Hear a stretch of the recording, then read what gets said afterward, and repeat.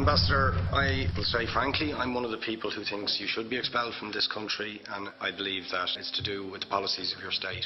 If I was Jewish and had never stepped foot in Israel, I could claim citizenship there tomorrow, but 6 million people whose origins are in what you now call Israel, who were forced out in 1947 or 48, do not have that right. Isn't that part of the reason why the Palestinians are in dispute with Israelis? Because you deny them the right to return to their homes and to their land and to their villages, and that they have a legitimate claim, even under international law, to return, but you deny them that right.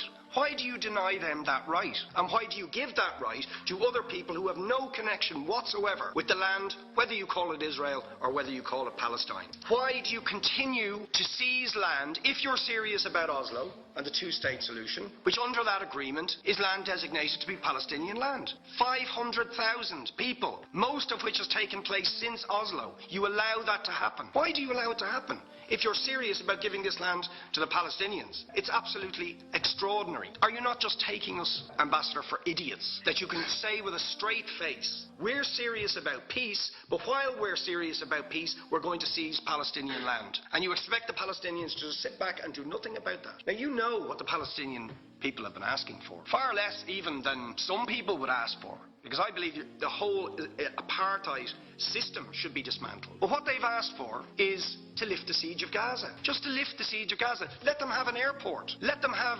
ports. Let them not be dictated to by a government for whom they do not vote as to what can go in and out of their territories, whether they will have power, whether they will have clean water, whether they will have medicine. What makes you think you're allowed to have nuclear weapons and the fourth biggest army in the world and visit destruction on the people of Gaza, but they have no right to defend themselves? They have no territorial sovereignty over that land. Could you ask questions, please? How do you justify that? Yeah. All right. How do you justify those double standards? Very lastly, Ambassador, people like Bishop Tutu, Nelson Mandela, and I would certainly describe your state as a apartheid state, with different laws for people depending on their race or religion. For example, at checkpoints going into the West Bank, there's a channel if you're Israeli or European, and there's a channel if you're Arab. Just because you're Arab. If you came into Dáil Éireann and they stopped you and said, "Are you Jewish?" "Oh no, sir, you can't come in through the same entrance